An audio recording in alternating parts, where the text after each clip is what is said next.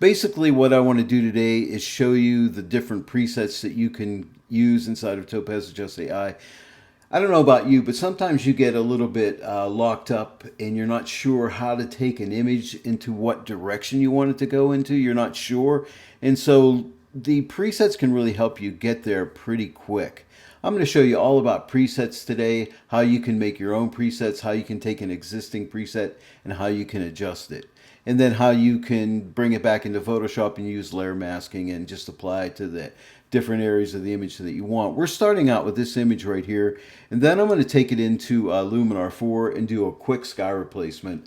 It's not about the sky replacement today, but I did not like this sky, so I thought I'm going to get rid of it, especially up in this area right here. It didn't look good, so I replaced the sky with Luminar 4, and then I ran it into Topaz Adjust Ai and ended up with this image. So it starts out looking like this, and it ends up looking like this. But we're going to explore the presets inside of Topaz Adjust Ai. So, hey, come along with me. Let's get started. Before we go into Adjust AI and examine the looks, I want to go ahead and change out this sky because this area of the sky here looks kind of funky to me and I don't like that. So I went ahead and duplicated the background layer. I'm going to go ahead and rename it L4 for Luminar 4 Sky Replacement. And let's go ahead and swap out that sky. We'll just go ahead and open up the Creative tab and click on AI Sky Replacement. Let's find the sky. I think I'm going to go with a blue sky. Let's try Sky 1. Oh, that's not bad. Let's try to find one here that'll look relatively good with this image here. Actually, you know what? I think I kind of like this one right here. And I don't think I'm going to touch anything. This is a really simple sky to replace. And that's why I'm using Luminar 4, because on a background like this, it has no problem whatsoever. I'm just going to go ahead and click Apply. So here's the before, and here's the after. Again, there's the before and the after. So what do you think? I'm pretty happy with that. I think that works well. Now I'm going to go ahead and just duplicate this background layer and call it Adjust AI. And next we'll go ahead and launch Topaz Adjust AI. I generally don't work with looks inside of Adjust AI, but I thought today let's examine looks and maybe it'll help us to get our creative juices flowing. So to get your looks or your presets, you just come right up here to where it says presets. Give that a click, and inside you'll find a bunch of different presets here. Now right now we're on featured, and it has to go ahead and generate all the different presets, so it takes a few seconds for that to happen. But let's just examine some of these. Now we're in the featured category. If I click this drop down here, you'll notice we have featured, HDR, stylized, soft effects, film looks, and my collection. So you can make your own presets as well, which is really a nice feature to this. Whoops, I zoomed in by mistake. Let's just click fit. All right, let's examine some of these. Let's try the blue matte film and see what we get. Kind of interesting. Bright and detailed. Kind of like that one. We'll just go through some of these. There's dark mood. Here's daylight. Let me know when you get to one you like. That one's kind of fun. Let's try the soft light black and white. Of course, soft skin. I try them anyway. You know, it's for portraits, I'm sure, but that's cool. It's a nice soft look. Hey, don't be afraid to try different presets, even if it is for a portrait. There's structured. Yeah, there's a lot of structure in there. I like it. And here's warm cocoa. All right. Now that's the featured category. Let's move on to the HDR looks. Ansel HDR. I wonder if they mean Ansel Adams. Okay, so there's the Ansel HDR look. Let's try the coastal sunrise. Again, this is probably for oceans and things like that. Probably softens the waves up a little bit, but doesn't really work well in this image. Here's dark mood. That's kind of fun. Light grunge.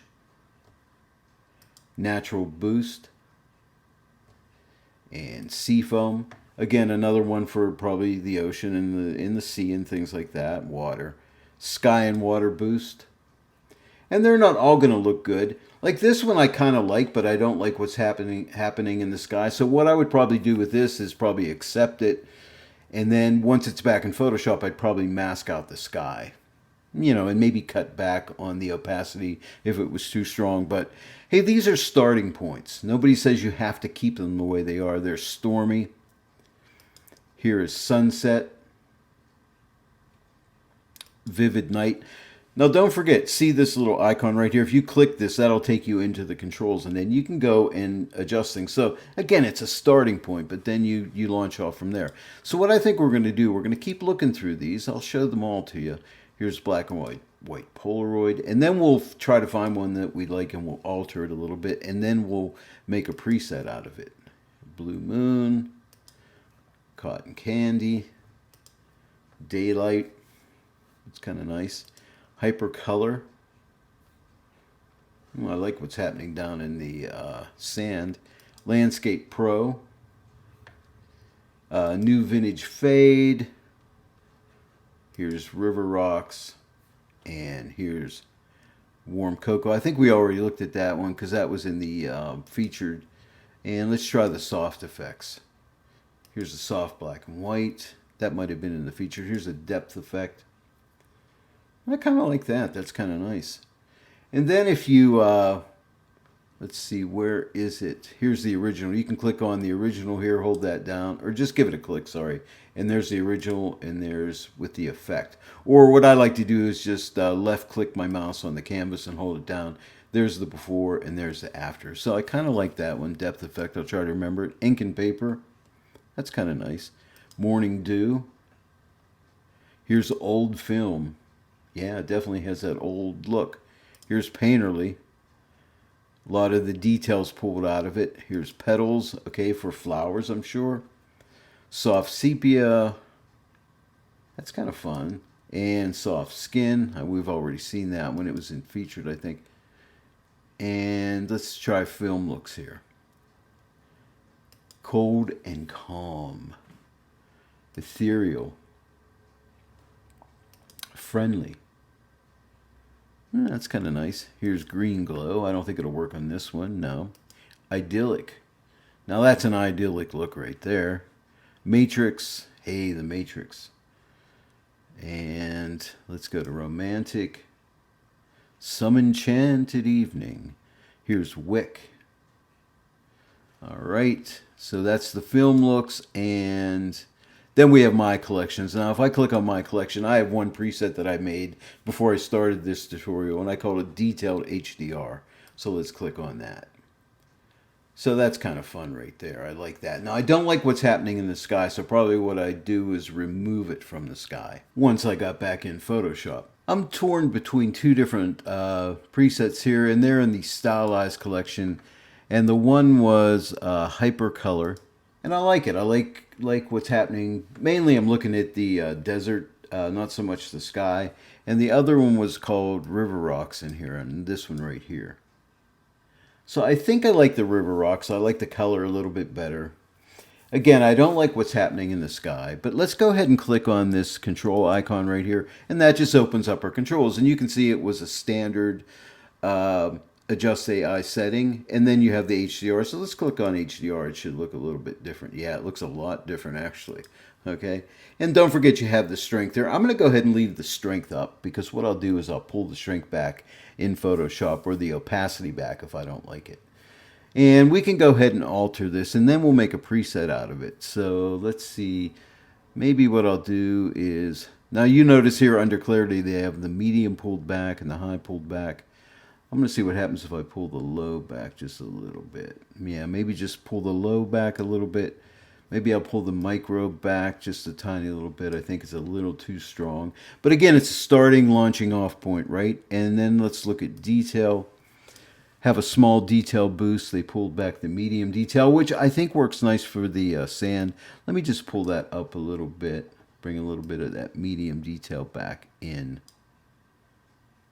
Not much, but just a little bit. Something like that. And the large detail looks good. Let's see, temperature, they pulled the tint back a little bit, took it a little more to the green side of things, gave it a little extra saturation, which I think I might do that. I'll leave that saturation up, because let me go ahead and left click and see, here's the before and here's the after. I think that little extra saturation on the sand looks really nice. Not so much in the sky. For the split tones, the highlight saturation and the shadow saturation are both at 0, so nothing has been done there with the split tone. And let's take a look here at the exposure. They bumped up the contrast. I might pull that contrast back a little bit. I think it's a little too strong, yeah. I'm going to pull that back a little bit. Highlights are pulled back a little bit. I think that's good. They opened up the shadows, opened up the whites. I think I'm happy with this. Let's take a look at the before and the after. Now let's go ahead and turn this into a preset. Let's give it some kind of crazy name. And to do that, all we have to do is come up, see this icon right here. It says add, click on that, and then just give it a name. Just, let's see, what can I call this? Desert scene. Because, hey, it's a desert scene. So I'll click on save, and that saves that preset. So now when we go over to presets, and I go to customized, or my collection I should say, there we go. We have desert scene and detailed HDR. So here's detailed HDR and here's desert scene. Okay, so I like it. I'm going to go ahead and click apply, and then we'll work on it some more in Photoshop. And here we are in Photoshop. Here's the before and here's the after. So the before, you know, kind of dull for a desert scene anyway, and here's the after. So I like the details that we're getting. I don't like the sky. I do like the sky in the original. So let's see what we can do. Let's put a layer mask on this layer here. Now I'm going to get a brush and make sure I'm painting with black paint. As you can see, I got black paint here. I'm going to leave my flow at 100%, and what I'm going to do, I have a nice soft brush here. I'm just going to paint off the effect from the sky the whole way. I'm just going to see what it looks like with the effect the whole way off. With that nice soft edge, it's going to be nice on the edge of the desert there, or the dune, the sand dune, I guess that's what you call that. Okay, there you go. And if I feel I want a little bit of that in there, just make sure you're in the properties here, and make sure you're in the layer mask section right here. And then you can come to this density slider and start to drag to the left. Now watch this layer mask start to change from black to gray as I start to drag this. See that? So you can just let a little of that in, and you can fine tune it to where it looks just right.